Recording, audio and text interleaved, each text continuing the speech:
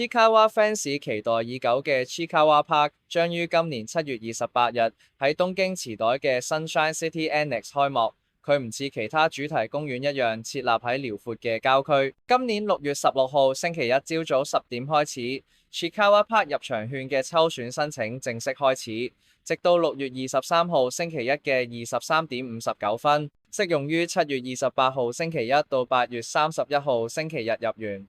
Chiikawa Park 嘅票價介乎1300日元至3500日元。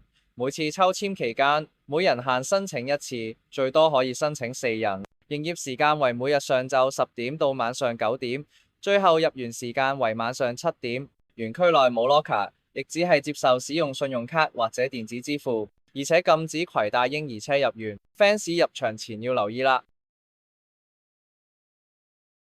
官方亦都發布咗園內周邊商品嘅詳情，部分商品會設有限購。園內周邊商品嘅詳情，大家可以上官網睇返。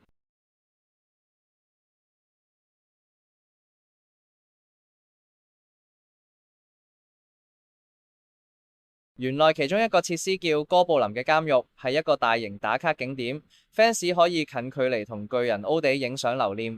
如果大家想知道更多有關 Chiikawa 嘅資訊，就記得訂閱我嘅頻道啦，撳埋隔離個鐘仔，一有新片第一時間搶先睇。